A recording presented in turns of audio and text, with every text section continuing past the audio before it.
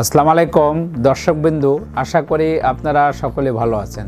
আমি জ্যোতিষরাজ দয়াল দেলোয়ার চিস্তি আজ আপনাদের সামনে উপস্থিত হলাম দর্শনের রহমত তাজমহল জেমস ওয়াল পক্ষ থেকে। আজকে আমার আলোচনার বিষয় হলো বড় বড় ডিগ্রি থাকার পরও বেকার বসে আছেন। গ্রহদশার কি সমস্যার কারণে বেকার জীবন থেকে মুক্তি পাচ্ছেন না, এই বিষয় নিয়ে আজকে আমি আলোচনা করব। তা আমার সাথেই থাকবেন, আমার ভিডিও সম্পূর্ণ দেখবেন। ভিডিওটি মনোযোগ সহকারে শেষ পর্যন্ত দেখুন। আর এমনই সব রাশি রত্নপাথরের নিয়মিত তথ্য পেতে আমাদের চ্যানেলটি এখনই সাবস্ক্রাইব করুন ও পাশে থাকা বেল আইকনটিতে ক্লিক করুন। উচ্চশিক্ষা বা বড় বড় ডিগ্রি থাকার পরেও বেকারত্ব একটি যন্ত্রণাদায়ক অভিজ্ঞতা। এর পিছনে বাস্তবসম্মত কারণ যেমন থাকে, তেমনি জ্যোতিষশাস্ত্রীয় দৃষ্টিভঙ্গিতে গ্রহের প্রভাবও থাকতে পারে। জ্যোতিষশাস্ত্র কিছু কারণের মধ্যে হলো গ্রহদশার প্রভাব।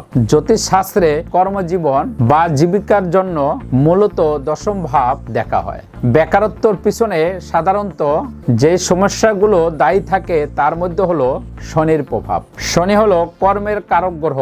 যদি জন্মছকে শনি দুর্বল হয় তবে কঠোর পরিশ্রম করেও ফল পেতে দেরি হয়। এটি অনেক সময় ক্যারিয়ারে বিলম্ব ঘটায়। এরপর হলো দশমপতির দুর্বলতা। আপনার কুণ্ডলী দশম ঘরের মালিক গ্রহ যদি ষষ্ঠ, অষ্টম বা দ্বাদশ ঘরের অবস্থান করে তবে চাকরিতে বাধা সৃষ্টি হয়। রাহু ও কেতুর প্রভাব। যদি দশম ঘরে রাহু বা কেতুর অশুভ দৃষ্টি থাকে তবে তা ভ্রম বা অস্থিরতা তৈরি করে। অনেক সময় ভালো সুযোগ সামনে এলো মানুষ তা চিনতে পারে না বা সিদ্ধান্তহীনতায় ভোগে। এরপর হলো বৃহস্পতির অবস্থান। ডিগ্রি বা উচ্চ শিক্ষা আসে বৃহস্পতির কৃপায়, কিন্তু যদি বৃহস্পতি কেবল পঞ্চম ভাব বা শিক্ষার ঘরে থাকে এবং কর্মের ঘরে তার সংযোগ যদি না থাকে তবে শিক্ষা অনুযায়ী কাজ পাওয়া কঠিন হয়ে পড়ে।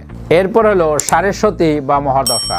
বর্তমানে আপনার উপর শনির সাড়েসতি বা এমন কোন গ্রহের অন্তর্দশা চলছে কিনা তা দেখা প্রয়োজন, যা আপনি কর্মপ্রাপ্তিতে বাধা দিচ্ছে। তাই এই সকল সমস্যার সমাধানের জন্য একজন তান্ত্রিক অ্যাস্ট্রোলজার, অভিজ্ঞ জ্যোতিষ ও রত্ন বিশেষজ্ঞের মাধ্যমে পরামর্শ নিয়ে গ্রহ নক্ষত্র বিচার বিশ্লেষণ করে সঠিক রত্ন ধারণের মাধ্যমে সমস্যার সমাধান পাওয়া সম্ভব।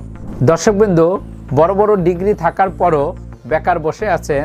গ্রহদশার কি সমস্যার কারণে বেকারত্ব থেকে মুক্তি পাচ্ছেন না, এই বিষয় নিয়ে আজকে আমি সামান্য কিছু আলোচনা করলাম।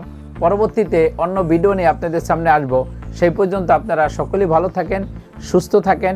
শুভ হোক আপনার ভাগ্য। তাহলে ভিউয়ার্স, কেমন লাগলো ভিডিওটি কমেন্টে জানাবেন। আর ভিডিওটি ভালো লাগলে লাইক বা শেয়ার করবেন। আর চ্যানেলে পরবর্তী ভিডিও পেতে হলে চ্যানেলটি অবশ্যই সাবস্ক্রাইব করুন। ভিডিওটি মনোযোগ সহকারে দেখার জন্য ধন্যবাদ। শুভ হোক আপনার ভাগ্য।